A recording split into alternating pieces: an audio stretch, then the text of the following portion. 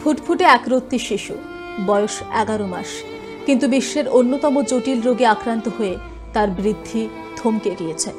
চিকিৎসার জন্য দরকার প্রায় 16 কোটি টাকা। নিম্ন মধ্যবিত্ত পরিবারের পক্ষে ঘটি বাটি বিক্রি করেও যা জোগাড় করা সম্ভব নয়।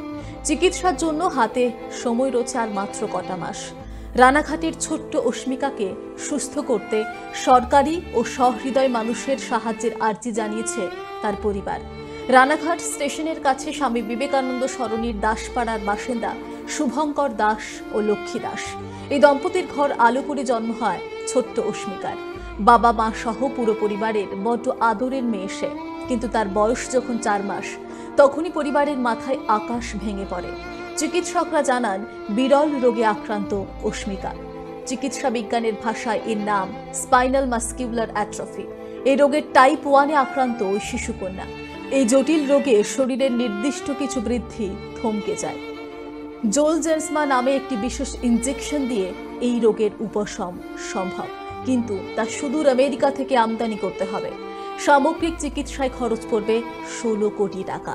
এরই মাঝে চাকরি হারিয়েছে শুভঙ্কর বাবু। দুবেলা বাড়িতে হাড়ি চড়াও মুশকিল হয়ে পড়েছে তাদের। মেয়ের চিকিৎসার খরচ জোগাতে ওই দম্পতি প্রশাসন সহ বিভিন্ন মহলে হাত পেতেছেন। সাহায্যের হাত বাড়িয়ে দিয়েছে বেশ কিছু স্বেচ্ছাসেবী সংস্থাও। রানাঘাটের বেশ কিছু রাজনৈতিক ব্যক্তিত্ব, সমাজকর্মীরাও সাহায্য করছেন। ক্রাউড ফান্ডিং করে ঝুলিতে জমা পড়েছে কিছু টাকা, কিন্তু এখনো অনেক টাকা বাকি। কিভাবে সময়ের মধ্যে বাকি টাকা জোগাড় হবে তা নিয়ে চিন্তায় ফুটফুটে শিশুটির পরিবার। অস্মিকার বাবা শুভঙ্কর দাস চিকিৎসকরা জানিয়েছেন বলে জানান, মেয়ের 1.5 বছর বয়সের মধ্যে ওই ইনজেকশন দিতে হবে। এখন মেয়ের বয়স 11 মাস। অস্মিকার পাশে দাঁড়িয়েছি আমরাও। আপনারাও এগিয়ে আসুন, পাশে দাঁড়ান অস্মিকার। বিদেশ থেকে ইম্পোর্ট করে এখানে ইনজেকশনটা আসবে। ডাক্তারের কাছে আমি রিসেন্টলি চেকআপেও নিয়ে গেছিলাম, আর মেনলি ডাক্তার এটাই বলেছে যে যত তাড়াতাড়ি সম্ভব ইনজেকশন দিলে তত তাড়াতাড়ি রিকভারি করতে শুরু হবে। আমি অবশ্যই এখন অব্দি সবার সাহায্যে যেটুকু এসছে আমার কাছে, সব সাধারণ মানুষের সাহায্যে আমি ওই টাকাটার ডোনেশনটা উঠেছে, এবং তাদের কাছে আমি সত্যি হাত জোর করে আমি এই ভিডিওর মাধ্যমে সবাইকে জানাচ্ছি যে তাদের কাছে আমি হাত জোর করে কৃতজ্ঞ থাকবো। আর যারা যারা এই ভিডিওটা দেখছেন, কারণ আমাদের তো ওর ট্রিটমেন্ট যদি থেমকে যায় তাহলে ওর ট্রিটমেন্টটা হবে না, কারণ এখন অব্দি অনেক টাকার প্রয়োজন রয়েছে।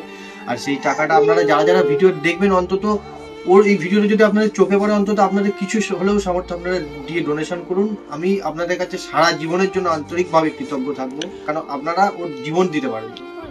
কথাও বলতে পারে, কিন্তু মুভমেন্ট সেরকম ভাবে 1 বছর বয়সের, ওর 1 বছর প্লাস বয়স হয়ে গেছে। 1 বছর বয়সের বাচ্চারা যেগুলো করতে পারে, ও 5 মাসের বাচ্চার যেগুলো করতে পারে সেগুলো ও নিজে থেকে করতে পারে।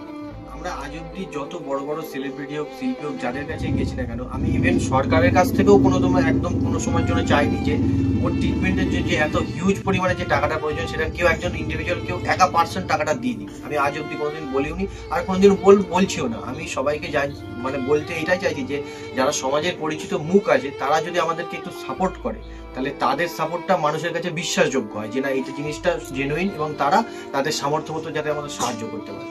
কারণ যত বেশি সংখ্যক মানুষ সাহায্য করবে, তত তাড়াতাড়ি এই ডোনেশন করবে।